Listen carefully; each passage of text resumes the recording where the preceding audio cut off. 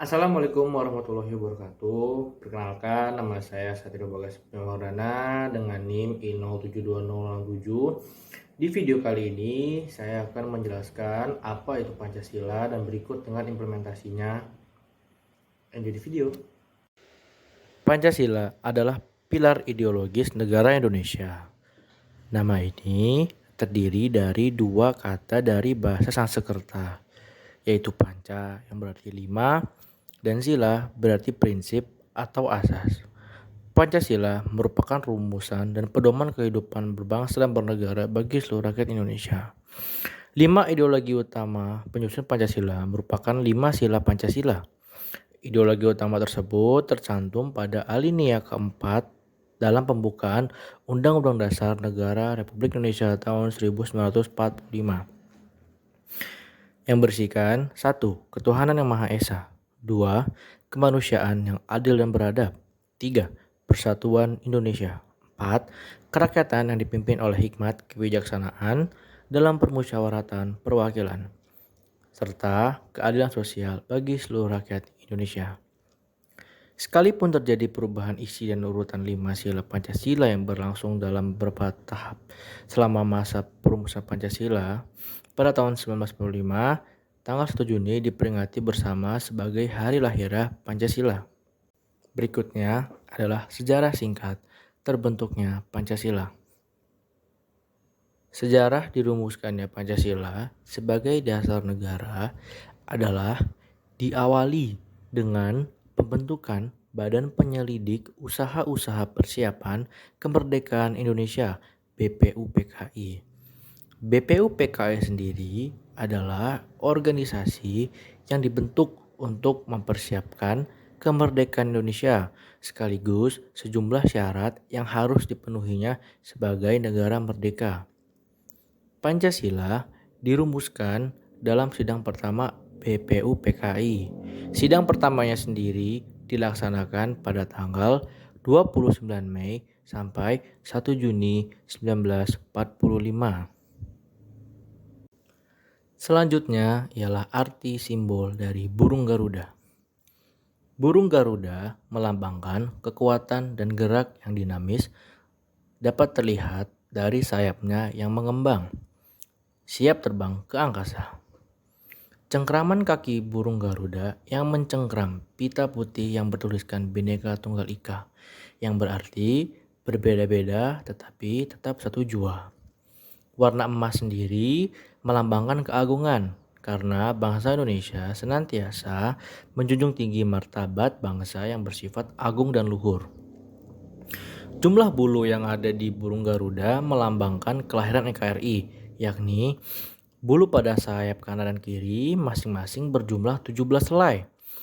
Bulu ekor berjumlah 8 helai, di bawah kalung perisai berjumlah 19 helai, dan bulu pada leher berjumlah 45 helai. Lalu, perisai yang berada di tengah-tengah burung Garuda melambangkan perjuangan dan perlindungan karena pada dasarnya perisai sering dibawa ke medan perang oleh para prajurit untuk melindungi diri dari serangan musuh. Selanjutnya, arti lambang Pancasila. Di lambang Pancasila sendiri terdapat 5 lambang, yakni yang pertama ialah ada bintang, rantai, pohon beringin, kepala banteng, dan padian kapas. Yang pertama, bintang. Bintang menjadi simbol sila pertama yang menggambarkan sebuah cahaya, seperti cahaya kerohanian yang berasal dari Tuhan kepada setiap manusia. Yang kedua adalah rantai pada simbol sila kedua. Terdiri atas mata rantai yang berbentuk segi empat dan lingkaran yang saling berkaitan membentuk lingkaran. Lalu yang ketiga ialah pohon beringin, merupakan pohon besar yang bisa digunakan oleh banyak orang sebagai tempat berteduh di bawahnya. Yang keempat, ada kepala banteng. Kepala banteng sendiri memiliki filosofi sebagai hewan sosial yang suka berkumpul. Seperti halnya musyawarah, di mana orang-orang gemar berdiskusi untuk melahirkan suatu keputusan. Yang terakhir ialah lambang padian kapas. Lambang padian kapas sendiri merupakan simbol pangan dan sandang yang menyiratkan makna bahwa syarat utama negara yang adil ialah yang bisa mencapai kemakmuran untuk rakyatnya secara merata. Selanjutnya ialah isi dan implementasi Pancasila. Sila pertama. Sila pertama berbunyi ketuhanan yang Maha Esa. Sila ini berartikan bahwa kita sebagai makhluk sosial yang harus memiliki kepercayaannya masing-masing. Untuk dapat mengimplementasikan sila tersebut, kita dapat melakukan beberapa hal, yakni yang pertama adalah dengan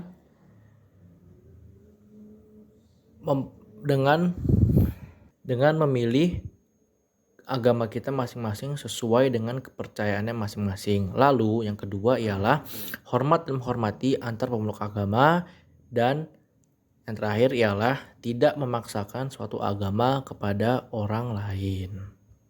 Selanjutnya sila kedua yang berbunyi kemanusiaan yang adil dan beradab. Sila kedua ini memiliki arti bahwa manusia sejatinya adalah makhluk sosial yang senantiasa membutuhkan orang lain, sehingga kita sebagai manusia tidak akan bisa hidup sendiri. Lalu untuk mengimplementasikan sila kedua ini kita dapat melakukan beberapa hal. Yang pertama ialah menjaga kelestarian alam. Yang kedua, mengakui persamaan hak dan kewajiban seperti gambar yang di depan. Lalu tidak berbuat semena-mena terhadap orang lain. Yang ketiga ini dimaksudkan bahwa kita harus respect terhadap orang lain, apalagi yang lebih tua daripada kita. Selanjutnya sila ketiga yang berbunyi Persatuan Indonesia. Arti dari sila tersebut adalah kita sebagai warga negara Indonesia harus turut serta untuk membela dalam hal apapun dan menjunjung tinggi jiwa patriotisme.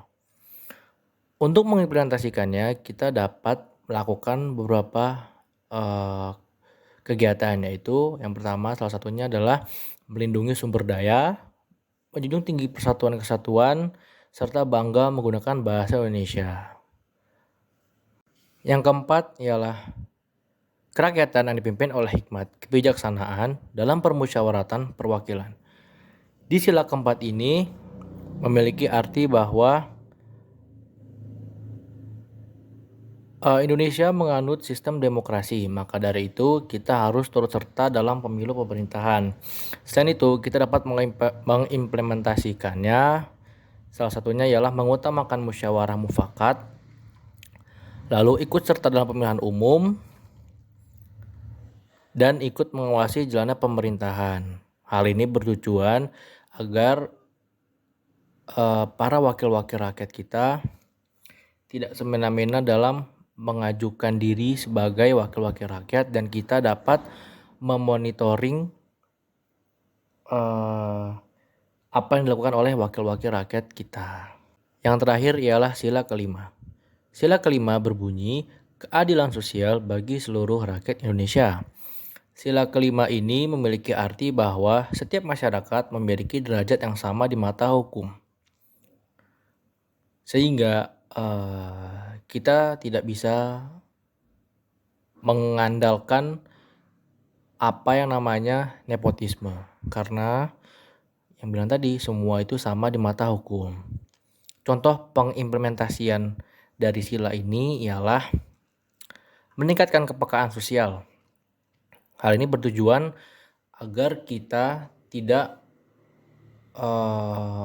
memiliki rasa apatis dan memiliki rasa aware terhadap orang lain.